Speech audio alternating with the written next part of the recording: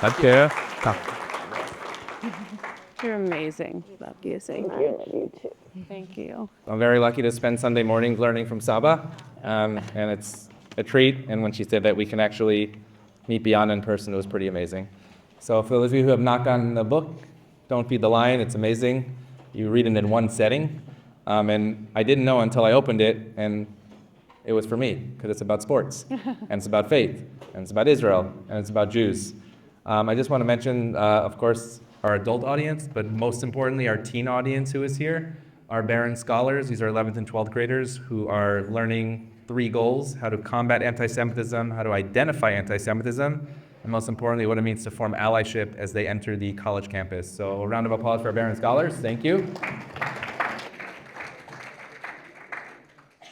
So let's begin. A couple of questions, and just as Saba said, you didn't have to write the book. So let's do the why. Why did you decide that you actually did have to write this book?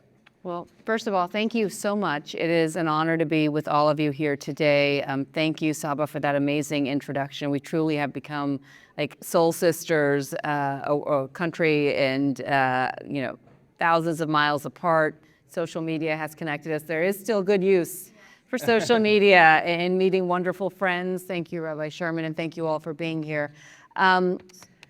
Look, the reason I wrote this book predates October 7th. Sadly, we know that anti-Semitism has been with us for millennia, and it's really bothered me over the past 2 years where I felt like there's just been explicit gaslighting for a number of people who thought that they could just write off the recent wave of anti-Semitism on the war in Gaza. We know anti-Semitism morphs. It comes from the right. It comes from the left. As Saba said, I came here as a Jewish political refugee where anti-Semitism was institutionalized. And yes, we may see peaks, we may see valleys, and I think one lesson for all of us in all of this is to not become complacent and think that it's gone. And we need useful tools, we need resources in the best of days and especially in the darkest of days to talk to our children about this. It's a long way of getting to how the idea came to my mind, and that was about 3 years ago now, 2022, when we had a number of celebrities, from rappers to athletes, posting social media, just blatant anti-Semitic remarks on social media and not facing the repercussions that one would expect of those types of actions. In fact, it seemed like everyone was apologizing for them but them. There was one basketball player in particular, Kyrie Irving, who my son at the time when we were living in, he was playing in New York for the Brooklyn Nets. My son, like so many of you and so many of your family members and you, is a huge sports fan. Sports is meant to unite everyone, and that's what makes it such a beautiful field. And my son was very shaken by Kyrie Irving in his words and the lack of remorse and the lack of an apology. He ultimately was suspended for a few games, but it was too little too late.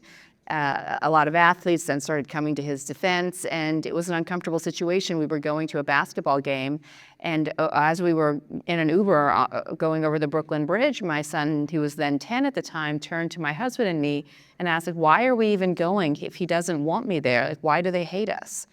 And I did not know how to answer that question. It really was a gut punch. And so I said, I don't have an answer to that. I am going to reach out to your school tomorrow because surely they have resources and ways of communicating with you on the subject of anti-Semitism, the way that, thankfully, they had invested so much in other forms of hate. This is post George Floyd's murder, and there had been so much outreach for how do we talk to children, how do we teach children at schools and what resources to use on racism and other forms of hate. We're a progressive society in 2022. Surely there are resources for the oldest form of religious hate, and we'd seen a huge spike at this point from the FBI data that the number one anti-Semitic, or the number one religious-based hate was anti-Semitism.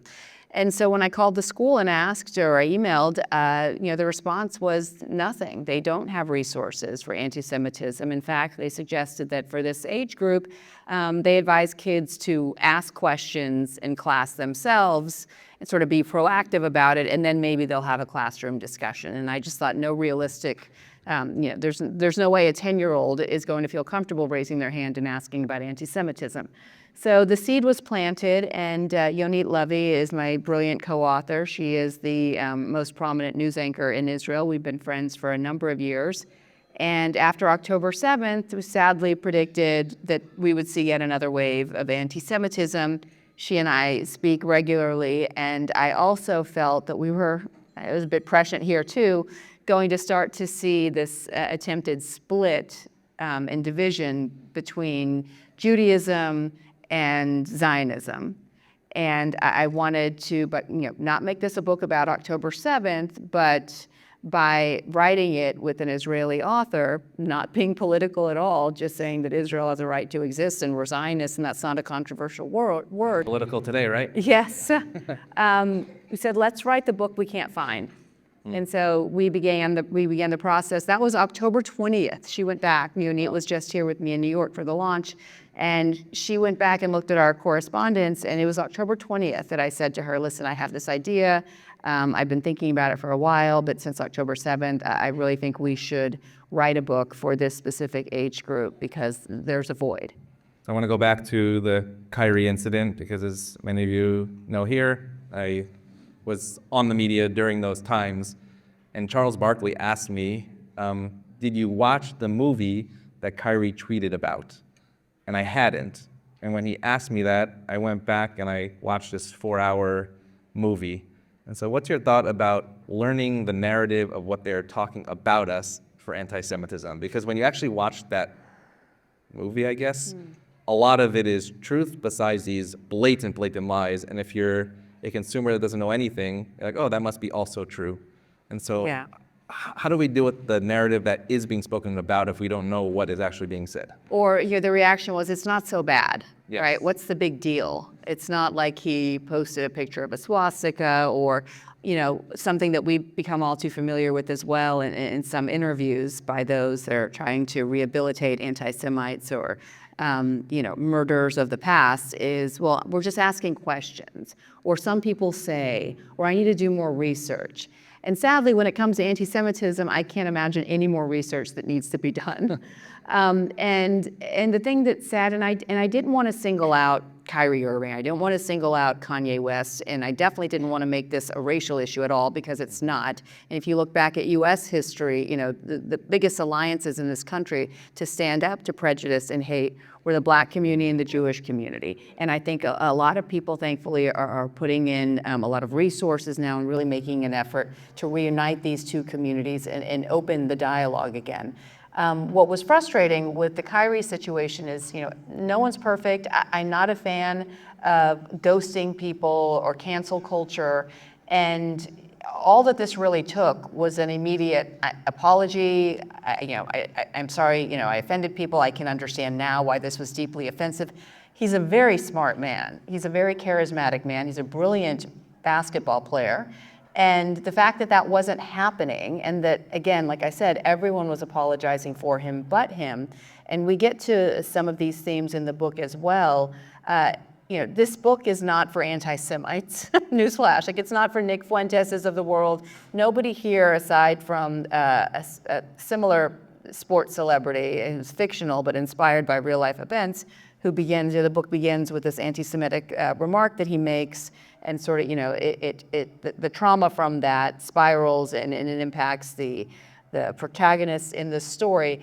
But I felt for years that this has been allowed to cultivate and metastasize because anti-Semitism, whether it's a swastika here painted on a school wall or some, anti-Semitic remarks said in classes or, different settings, it's been viewed as a one-off, sort of a game of whack-a-mole. Okay, we addressed that. We had a conversation with our students that don't do that again, and that's it. It's been swept under the rug. And I never felt that anti-Semitism and a lot of the instances in this book also are based on real life events that happened to members of my family in schools, before October 7th. Schools, by the way, that are led by Jewish headmasters and principals, where it's just, let's not make a big deal out of it. We talk to the students, they now know it's wrong, and move on. And we know that's not how we address forms of hate. It's not how we're supposed to address racism, and I just always felt that for whatever reason, anti-Semitism wasn't elevated to the same level of urgency that other forms of hate was. And this is not a panacea to anti-Semitism, but it's at least hopefully one resource for kids. It was crazy because every single example of anti-Semitism in the book, I was like, yes, over the last 4 years, has been brought to our desks in either public schools or private schools in this area. These are not made up. And so one of the ones I want to focus on is this swastika on a athletic locker room of this young boy, Theo. And it was interesting to see how he himself deals with it, because he's 12 in this book, 13 years old, going on the bar mitzvah circuit, which we see here every single week. And so you know what, Dad, no, I don't want to make a big deal out of it. I don't want to make a big deal of it. How do our young people, when it happens to them, come home and deal with that? And maybe share about how you read about it in the book, and then what is advice to our young people when they see that in their school saying, I don't know what to do. Yeah, we all have been in a situation. It was also interesting writing this with Yonit, because from her perspective, obviously she's got her hands full with a lot of news that she covers every single day and that the entire country turns to her for. But the one issue that Israel, for the most part, hasn't faced is that of anti-Semitism, given that they are a majority in their country. Whereas Jews in the diaspora, we've always been a minority. And no matter what your background is, actually, when you are in the minority, when you're a child, all you want to do is fit in. You don't want to stand out. You don't want to cause noise. You don't want to bring unwarranted attention on yourself. And so little things like having a coach call for soccer games Friday at 5 p.m. and then be surprised when one of your star players, who's a co-captain, has to leave early because it's time to go to Grandma and Grandpa's house for Shabbat. And yet every week it's sort of, a Groundhog Day. Oh, yes, yeah, well, do what you got to do. You didn't say, I don't like Jews, or you shouldn't go to Shabbat, or you can't go, but it's pretty obvious, that the level of respect is not given to a child. And the child, I think, then feels that and carries that burden with him. The same with the swastika.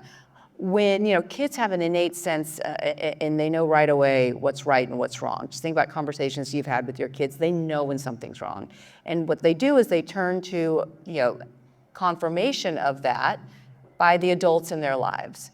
So when a swastika is, spray painted, written on a wall or a locker, as in the book, and the coaches, the principals, the teachers don't urgently call for intervention and seek to investigate how this happened, make clear that this is unacceptable and wrong, then it's the kids that carry the weight. And so that's where we feel that we're letting our children and younger generations down, because for whatever reason, adults don't want to have to deal with this particular issue. So it was interesting in the book also that I thought the principal would take care of it, and he goes to the principal's office, and he's nervous that they're not going to make the state championship, and it actually is the coach that says this is more important basically than the game. And it made me realize that sometimes the, unsung heroes come from places maybe where you don't think about that. What made you sort of go that route and say, actually, it's the coach that's going to take the reins and help this young boy? Because this isn't about, again, there's no villain in this story. It's about learning, it's about growing, and it's about having some humility and empathy. And so that's, the sort of rounded characters we were hoping to develop here. And with the coach finally, maybe not stepping up the way he should from the beginning, realizing where he erred and what he did wrong. And that moment, everyone reads the book, and I think there will be something that you find uniquely compelling or memorable or painful. And for me, there's an episode in the principal's office where, first of all, it takes a lot of courage for a student to reach out to the principal and say, this was my locker, here's what happened to me, this is not right, and I'd like to talk to you about it. So then, in addition to that, having the principal, I'll use this word again, sort of gaslight you and say, you know, you're a really good kid, and there's a bunch of paperwork we're going to have to file if you're going to make this complaint official, and are you sure this was something that you think was intentionally done to you? And there's so much potential for you as a player. May not make, you know, the championship now, but I'm happy to do what you want to do. You tell me. And you think about any 13-year-old that's put in that kind of position, then asked to make a decision. I said some of these, you know, events are based on real life encounters, and you know, I had it in my family. A family member, this was in 2017, went to a private school in Washington, D.C., and a large Jewish community there among the student body, and swastikas were found multiple times. And notes were sent home, but you know, maybe it was like a tertiary sort of issue, like here's 1, 2, and then like, oh yeah, and by the way. And our family members who were at school at the time were really upset by these swastikas, and it wasn't a one-off. Now there had been multiple examples, and when confronted, there was, it's almost word for word in the book, but there was an email chain where, you know, hey, head of the school, what are you doing about this? You're having swastikas spray painted on school walls, and you're not handling this aggressively enough. And the response was, whoa, I'm surprised by your tone. First of all, they weren't spray painted. One was in pencil, and the other was in dry erase marker. So, you know, we took care of it. They're not there anymore. Again, an example of something just being swept under the rug. So 2 questions, then I'm going to open up the conversation. First of all, it's very difficult to interview an interviewer, just saying. Oh, it's weird being on this side of it too. Like I respect anyone that will agree to go on television now a bit more. Social media, because that plays a big part of it, that it's Theo's younger sister, Annie, who defends him, but nobody knows, and she sort of makes up a different, I guess, in my generation, screen name. And when that comes out, there's sort of all types of trouble. So maybe share about social media, what you think our role of combating. Do we sort of let it go? There's AI and bots out there right now. So how does this work in both finding anti-Semitism and knowing that when we put our name out there, we're going to get it right back in our face? It's such a black hole. I mean, I really am depressed to see what's happened with social media over the last 2 decades especially, and you know, even with X or Twitter. I mean, that was my go-to resource when I'd wake up in the morning before I even read my emails or the newspapers. You know, you create a following of news sites, trusted, you know, journalists and voices, and you can sort of curate who is in your feed. And it was the first thing I would turn to get news around the world, sort of a brief synopsis of what's happening, and then I delved deeper into the subject matters as the morning went on. And now you open your phone and you see just all of the garbage. I don't know how else to describe it. I mean, there's just so much hate, and forget trying to fact check or, you know, and then, you know, obviously it's the algorithms, it's tailored to, you know, to get a sensation out of you. And so if you are, you know, you're Jewish and you're worried about anti-Semitism, you're going to get all the anti-Semites in your feed, and the other way around. So I find that it's very depressing. I don't know that, you know, it was doing so great when it was regulated, or there were at least some guardrails in place, but it's a hornet's nest now, and I don't know what to do to fix it. And then, you know, I'm not on TikTok, but you know, a whole other generation is.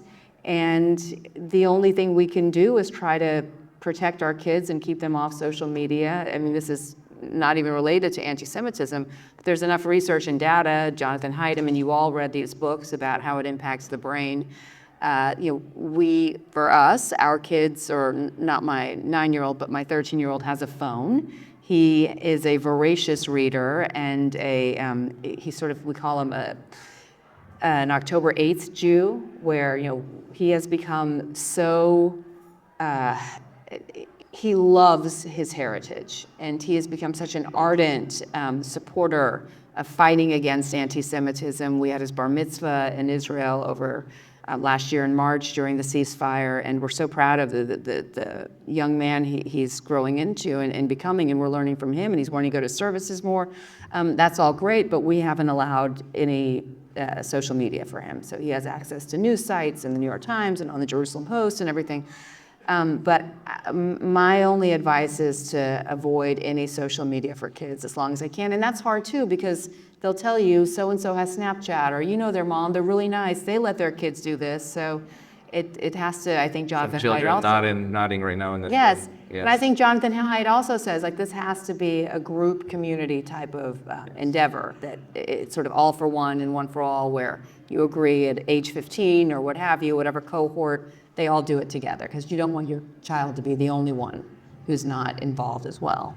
And so last question about the title, Don't Feed the Lion, which when you read the book, and I actually quoted that in my benediction, it's a picture of a Tel Aviv zoo over Grandpa Ezra's kitchen, and the line is, don't feed the lion, feed your dreams instead of feeding your fear. Feed your dreams instead of feeding your fear.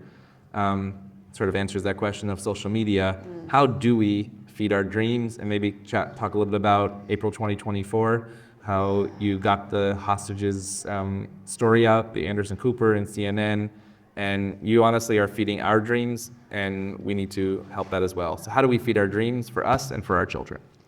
It's speaking truth to power. It's having empathy. It's the fact that you had such a horrific attack in 2023, and up until this day, I think there are 2 or 3 remains of hostages. Yeah, 3, yep. You know, who would have ever imagined that we would see such a gruesome, I've covered many wars, and nothing has been quite like this one. And it's been obviously a horrific war that's covered wall to wall, and you see almost daily, hours at a time, the subsequent war in Gaza, and wars are horrible and they're ugly, and war that's gone on for 2 years is inevitably going to be very tragic as well, and a lot of human lives lost, and there's plenty of coverage of that. And I just felt that from day one, I felt a real connection to tell the stories of how this all began too, and it was an unprovoked attack on civilians, on families in the most gruesome of ways, ripped from their homes, hostages, Holocaust survivors, infants, and it was all captured. If you even go back and look at Nazi documentation, it was clear they were trying to hide their atrocities and their brutality, and the fact that this was publicized and put on social media and celebrated by so many, and then so quickly to have the denials. And you feel like you live in an upside down world, and your job as journalists is to tell the whole story. And yet I was shocked when I had first heard about the sexual violence, that, not shocked that sadly would have been part of their war crimes, but shocked that it wasn't getting the news attention that I thought it merited. And then that there was pushback, that there were people who were doubting whether that even happened. And I remember speaking with one of the spokespersons from UN Women, and this sort of became a viral interview too, because I just couldn't get an answer out of her after so much documentation 7 weeks later. Why can't you condemn it? And it was sort of a word salad answer. I think they eventually did. Maybe the next day they put out a statement. But it was clear that these hostage stories need to be told. I became very, very close with a number of these hostage families, and I'm grateful that so many of their loved ones did come home. And Omer Shem Tov and Nama Levy, and all of these families are like family to me. I'm still very close with them, and I speak with them regularly. I just saw Omer's father last week. Nama's mother is one of my good friends. So I don't feel like it has to be a binary thing. Whose lane are you in? You tell the truth. You tell the story. October 7th, Israel, a sovereign nation, was invaded unprovoked, and it's the most horrific attack in the country's history and against Jews since the Holocaust.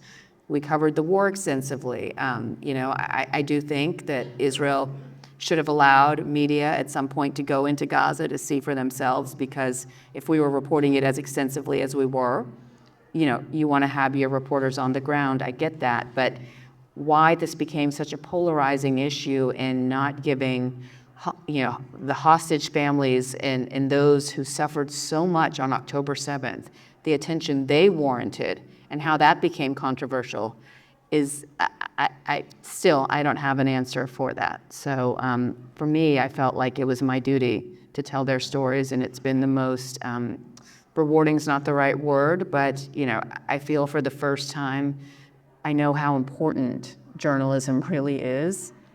And we say that all the time, but this was one of those personal examples that will forever stay with me and changed me.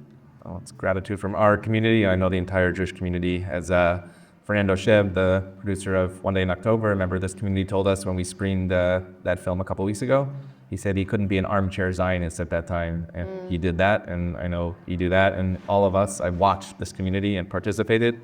This is a community that doesn't sit by, but joins that fight to make sure that Israel is Israel.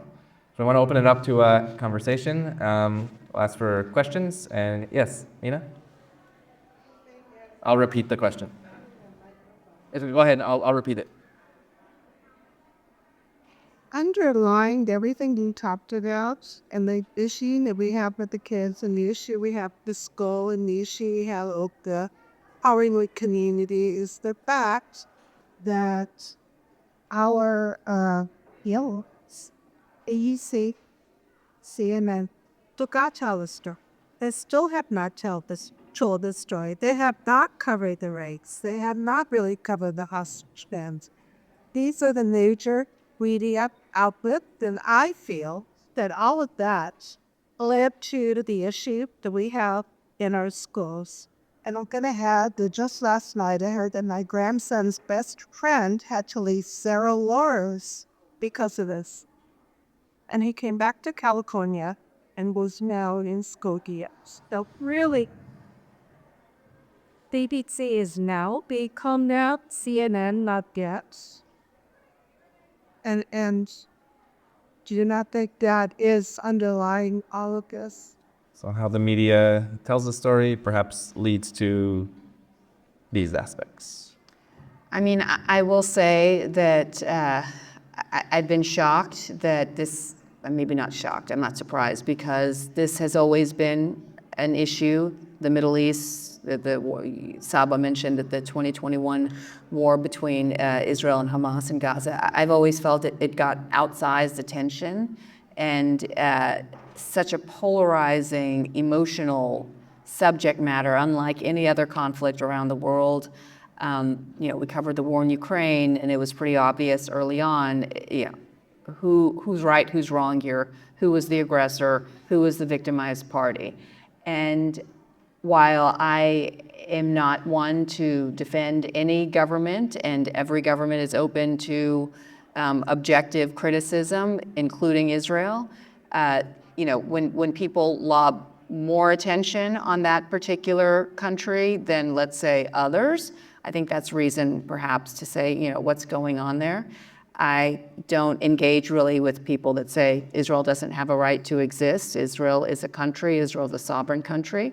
I think once you start dabbling with that and anti-Semitism and Zionism being a controversial word, something, again, we don't ever bring up when it comes to other countries, including our adversaries. No one's saying, maybe Russia doesn't have a right to exist, maybe North Korea doesn't have a right to exist, maybe Iran doesn't have a right to exist.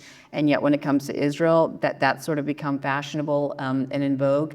I can't speak to other networks. I can tell you that I've never received pushback from management on my work, on my shows, on what I've wanted to cover. I feel like it's added balance to CNN's reporting. I've never held back from the subject matters that I've wanted to cover. I have hostage families on my show all the time.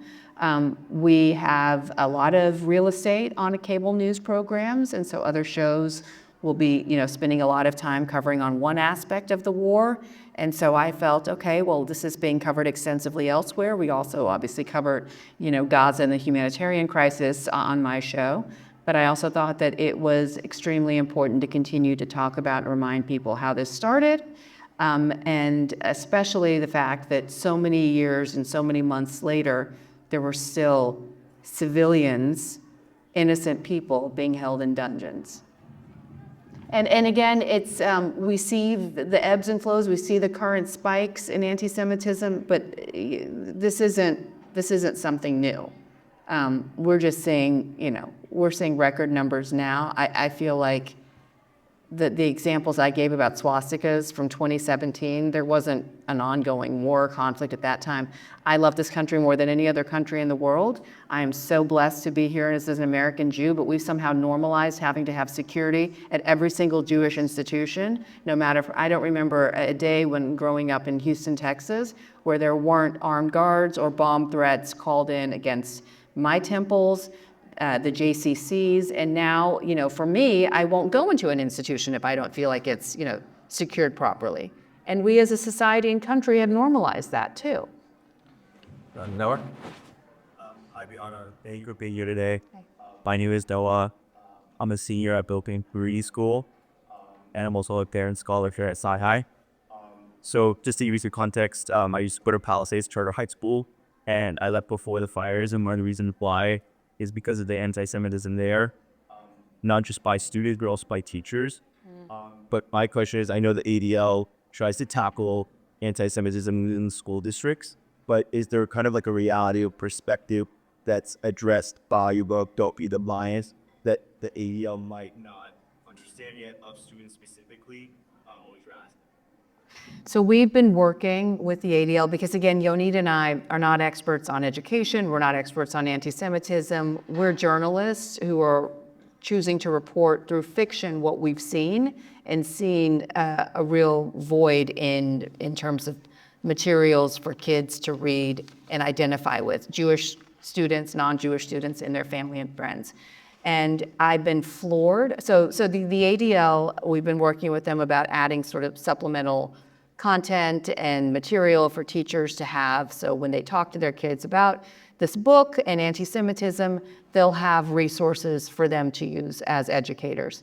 I do have to say, even the few days that we spent in New York with Yonit when she was here last week, we were speaking at Emmanuel at the Stryker Center, we went to a number of schools, and we were trying to figure out what's the good balance of students, parents, teachers in the audience, and will students even want to speak with us?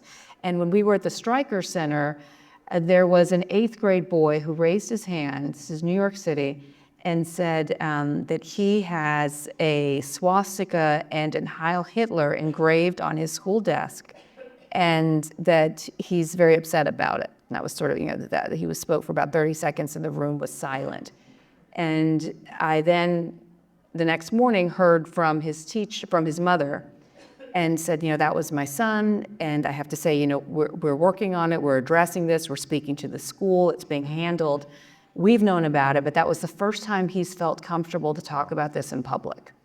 And so I think for us, the takeaway is the more these conversations are had, the more that we're hearing from students, and students, talk about those uncomfortable instances or comments or remarks that others may think is a one-off, no harm, no foul, but you find it insulting.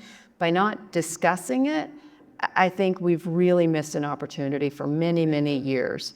And so now we went to another school, not a Jewish school, and we were shocked by how many students raised their hands asking about what anti-Semitism was, why does it happen, what should we do if somebody's sad. And I think it's these kind of conversations that, in addition to material from educators and experts, that we should be doing more of. So, Rick or Erwin? Erwin Field, no offense, but I've been surprised, and in reporting by the media, there's been no comparisons between October 7th and the United States. When I said to people, how would you feel?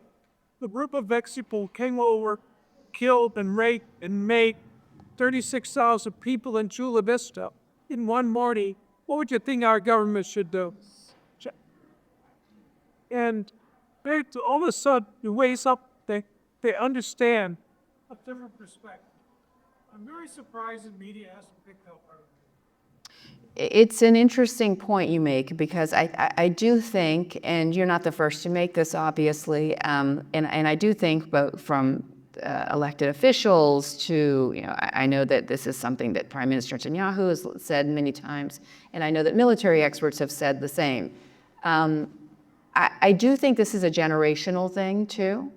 I think when people tend to say, well, look at what happened in World War II, look at the leveling of Dresden, look at what, and now Churchill is sort of being viewed as the villain by some, and a rewriting of history.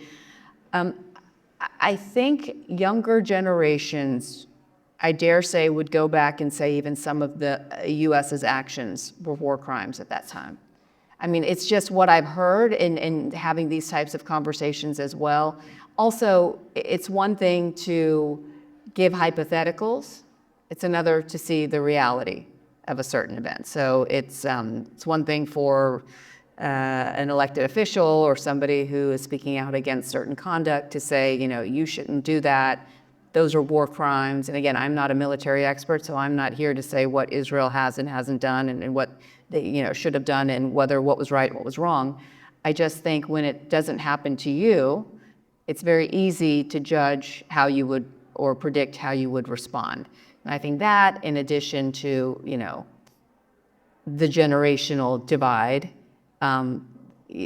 look at Hiroshima and Nagasaki. I mean, that's still being debated by some.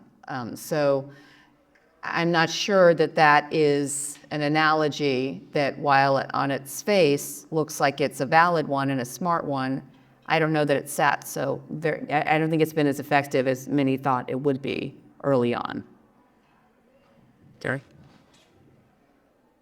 First, I want to thank you for everything that you've done. We really need more journalists going out speaking the truth like you were doing, so thank you very much. On both the Democratic Party and the Republican Party, we have people who are quite clearly about anti-Semites, and they're not ashamed to be public about it. But we're not hearing from the top levels of the parties condemnation, unqualified condemnation of these others within their own parties. How important do you think that is in allowing anti-Semitism to fester? And what do we do to put more pressure on the people who ought to be leading this country from a bully pulpit? And I think you're absolutely right. We're sort of experiencing a real-life horseshoe theory where, for a number of years, it seemed as though anti-Semitism was festering more on the far left and among progressive circles, and this sort of conflating, oh no, it's not anti-Semitism, it's just anti-Israel. We're still the majority of American Jews, and Jews around the world in the diaspora support Israel's right to exist and support Israel as a Jewish ancestral homeland. But we've also had a long history of anti-Semitism on the right. And I think we're seeing firsthand what happens when people of authority, when leaders don't step up and speak out against it as vigorously as they should. There are members of the Republican Party. I mean, Ted Cruz, he's, I think, been fantastic over the last few weeks in really speaking out against Nick Fuentes and Tucker Carlson. But it's also become fashionable, I think, for certain fringe figures who are not so fringe anymore on their social media platforms to continue to try to stand out. And again, you can equate it to a basketball player being allowed to, or given a pass or a slap on the wrist, or others sort of justifying their actions and words for them without paying any real consequences. I think the same is happening to some of our cultural figures on the right and the left. And it's, again, turning into a crazy game of whack-a-mole where Jews are the ones who are being victimized. And we know what starts with anti-Semitism never ends with anti-Semitism.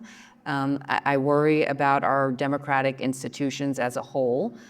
Again, I would like to be an optimist and say what we're seeing on social media doesn't always reflect reality. You go out and have conversations with everyday Americans, and I think the majority would still be vehemently opposed to anti-Semitism and don't espouse some of those views. But I think it's also a generational thing too. And I'm surprised by even, you go back after October 7th, if people are protesting a war, the war hadn't even started yet. Israel hadn't even gone in. And I went back to look at a video that I was on a morning show panel. Again, probably around the time I texted Yonit and said we need to do something. This is mid-October. And we were already having conversations of people being afraid to get into Ubers because of their last names, taking mezuzahs down, seeing protests on college campuses. I mean, a lot of this seemed to have been pretty well coordinated, but the fear factor was there right away. And I think a lesson to be learned is, both sides both sides have an anti-Semitism problem, and neither is being punished adequately or facing consequences nearly as high as they should be for those actions. It's being normalized. So Saba, and then three more questions, and then we'll wrap up here. So. Yeah, I touched upon this in my introduction, but Jewish authors, publishers, boycott, divestment, sanction movement. Literally, books are being taken off the shelves for authors who aren't even Israeli or even writing anything without being Jewish, just for their perceived or actual Zionism, etc. What was the process like for you to get this book published? Yeah, Process to get the book published as a Zionist author. Yeah, we, for a book that has nothing to do with October 7th. So we, and I don't mean to be defensive, but, was that in 2024? I don't remember when I spoke at the AJC conference. Yeah, 24. And so I'd already been working on this book. Yonit and I had the idea. We started pitching it at the end. We had the early chapters, had the idea for it, started pitching it to publishers by December of 2023, end of December 23, early 24. And again, we're both prominent figures. I have, a major talent agency representing me. So they have in-house book agents and they know all the publishers. And we thought, for sure, okay, now we're just going to go and submit it to different publishers, the major publishing companies. And, we're not doing this for the money at all, but it would be great to have somebody now pick up this book and help us publish it.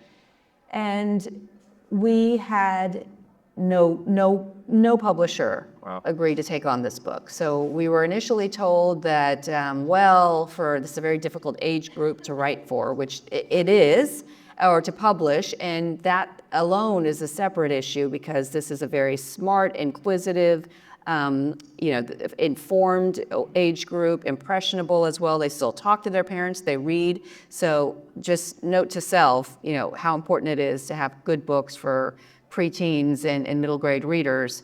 And there's clearly a dearth of them now.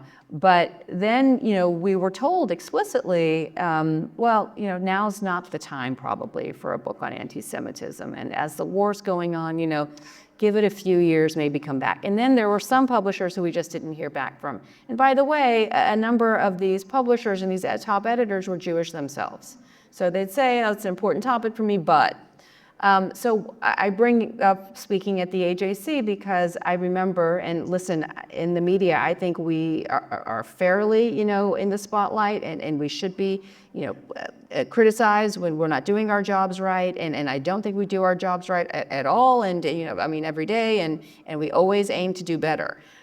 So we're open for criticism as well. But I said to those who were criticizing, the coverage and all of that, I can't get my book published. It's not just a media thing.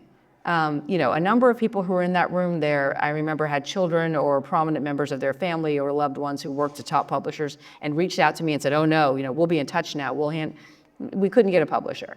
And so we were going to self-publish, and I, at this point, I wasn't shy about telling everyone and anyone that, I'm writing a book, can't find a publisher. And I was at a dinner party one night in February of 25. This year, and Michael Linton, who ran Sony Pictures and now is the chairman at Snap, said, I'll publish it. I have a small publishing company that I run with my sister. It's a regional children's book publisher. We don't typically publish books like this, but it's an important subject matter that I'm very invested into. If it's a good book, send it to me and we'll publish it. And we went from there. By July, we finished the book and we published it last week. And now it's sold out. And now it's sold out on Amazon. Yeah.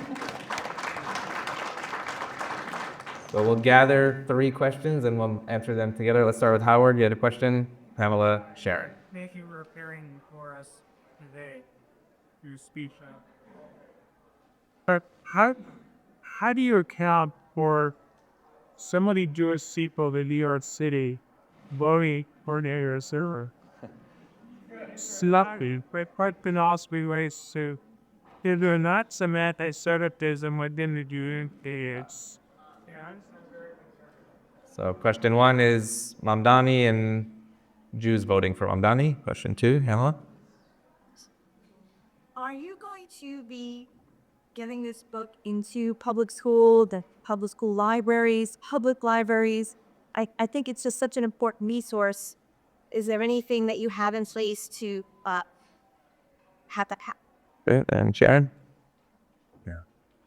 First of all, thank you for coming. I think this is very important. And it just really quickly, before I get to my real points, like when I was in high school, part stories, but one is that somebody drew a swastika in ink my yearbook, and I didn't tell anybody for 20 years. Wow. So I hope I'm given in schools and education that my children will be better than I wanted to say. Wow. But anyway, my other question is about we keep talking about anti-Semitism, they was talking about the Jewish religion. But Jews it's more than just a religion. Jews are a people, today. Because it's not like people understand our religion like Christianity. And so, Jews are the people, and the religion they practice is Judaism, which is why you cannot practice Judaism, Jew, right? So that allows people, or that sort of dichotomy allows a lot of people to say, oh, well, I don't have any issue with Judaism or some thing and still be anti-Semitic. And I'm not sure how we handle that, and it doesn't seem that they're able to talk about that. It's really not journalists have been mentioning that. It's good distinctions. And I know that that's trusting a little bit now, I understand that. But I want to know your thoughts about that.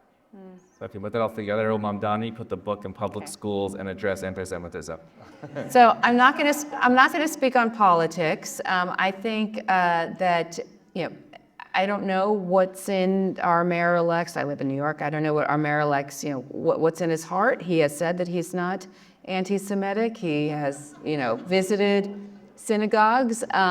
I will say though that when somebody can't apologize or change or understand how alarming it is for many Jews, and the majority of Jews still believe that Israel is a Jewish state and has a right to be a Jewish state. When somebody says globalize the Intifada, given his past affiliations and actions, I think it's understandable why a lot of people are alarmed and concerned, and this sole focus, it seems, on Israel in terms of foreign policy. No real other country comes up. I can understand, I think it's a valid concern that many Jews in New York have about what this means for them. And that somebody, again, going back to a comment that a star basketball player or athlete makes, it's not, he didn't walk that back. He didn't apologize. Numerous attempts were made, and he was given many opportunities to do just that. And he was still able to win plurality of the vote and some 30% of New York Jews as well, if you're to believe the exit polls. So again, I think this may be a generational issue. I mean, sort of the Jews for Mamdani, I mean, that was a thing. And I do think there's a younger generation that thinks that it's totally fine to disassociate Israel from Judaism. And that's not how I grew up. For me, Judaism superseded politics. I had no idea as a kid. It didn't matter which political party was in office. It's sort of, that was our ancestral homeland. And so that's how I viewed Israel. This is my country, and Israel was, my ancestral homeland that was always there. And I don't think I think there's a cohort of younger generations that don't view Israel that way. And I think there's a lot of work to be done to change that. It's a long way of answering the question. The man has not come out and said, I don't like Jews or I'm anti-Semite, and he's surrounded by a lot of Jewish supporters. And so I don't know what's in his heart. I just know what he said. And I think it's also notable that a number of rabbis in New York from all different spectrums, the progressive, reform, Orthodox, conservative, they've taken the opportunity to speak out and express their concerns too. So they're clearly reflecting what they're hearing from congregants. Including all the clergy here. Yes. The school question, to get the book in the schools, is there a thing? If you, whatever help you can provide, please, because we've realized we're a small little band. It's Yoni, me, and our our publisher, which is tiny, and our PR team. But it's there's not a centralized hub for school districts. You have to go district by district. It's a long, arduous process. So we're trying. We've reached out to the LA public school system and New York as well. We'll see what happens, but we're trying. That's our hope. I see there are a lot of schools represented in this room, public and private. Some parents in LAUSD came up to Bianna after religious school service and said they want to help that as well. So if you want to help, happy to talk to me after as well. We can connect with the PR team through Bianna. That would be our mitzvah. Yeah, thank you. And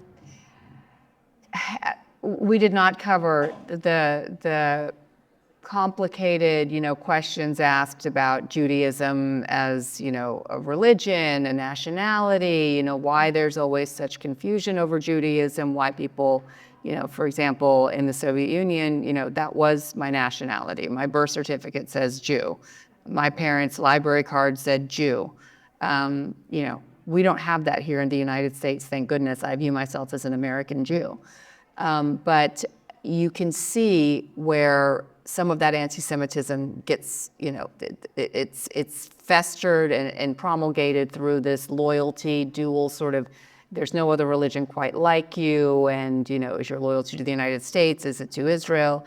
And again, important conversations to have. I think they're not being had in earnest.